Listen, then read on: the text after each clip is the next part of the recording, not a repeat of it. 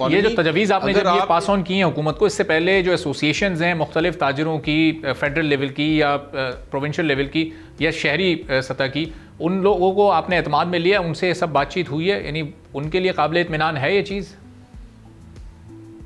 देखें, इसमें ना ताजरों के अंदर आपको पता है बहुत सारे ग्रुपिज़म हैं, ठीक है। और हर शहर के अंदर, हर शहर में 3-3, 4-4 ताजरों की तंजीमें बनी हुई हैं, उनके अंदर आपस में ग्रुपिज़म है। एक तंजीम इस चीज़ को सपोर्ट करती है, एक कहती नहीं ये हो ही नहीं सकता, सवाल ही पैदा नहीं होता।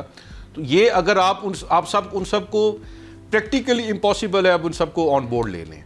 लेकिन इसके अंदर मैं फिर कहूँगा कि will of the government, will of the state बहुत ज़रूरी है।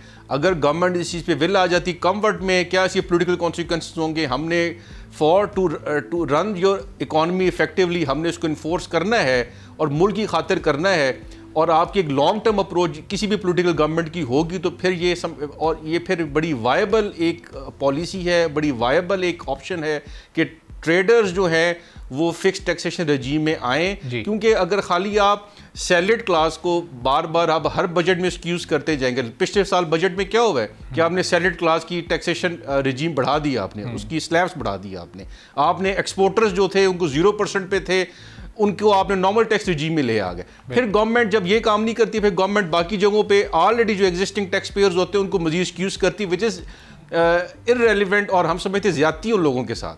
तो आपको टैक्स बेस बढ़ानी, आप भी कई सालों से सुन रहे हैं, हम भी ये इस चीज़ को देख रहे हैं कि जी टैक्स बेस बढ़ाने के लिए आपको थोड़े से एक बड़े इकदाम करने पड़ेंगे। इसके अंदर हम समझते हैं कि ताजर तो ताजर रह गया, अब एग्रीकल्चर के ऊपर भी प्रोविंशियल गवर्नमेंट्स ने कानून पास कर दिया है कि ज़री टैक्स नाफिज करने के लिए। अब वो 1 जुलाई से एप्लीकेबल हो रहा है पूरे पाकिस्तान के अंदर। 3 हुकूमतों ने उसको पास कर दिया है, एक आई थिंक बलूचिस्तान शायद रह गई है।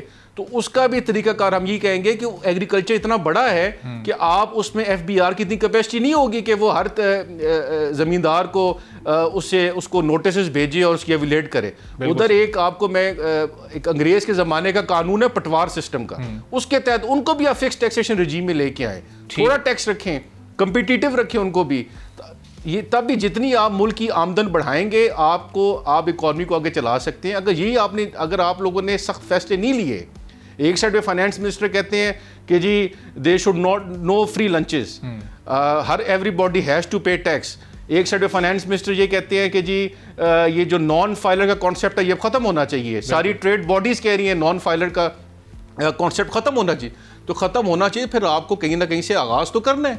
और ये जो 10,000 है, 20,000 है, ये कुछ भी नहीं है। एक मुझे छोटी सी बात बताएं, एक दुकानदार है, वो 70-80 हज़ार रुपये किराए पे दुकान रखी हुई है, उसने दुकान में AC भी लगाया हुआ है, वो महीने का एवरेज 15-20 हज़ार बिल भी देता है, उसने 2-3 मुलाजिम भी रखे हुए हैं जिनको वो तनख्वाह देता है, वो अपने घर का भी वहाँ से ब्रेड बटर चलाता है। अगर वो 10-20 हज़ार रुपया हुकूमत को दे देगा टैक्स, उसकी कंट्रीब्यूशन हो जाएगी, उसमें कौन सी बड़ी बात है?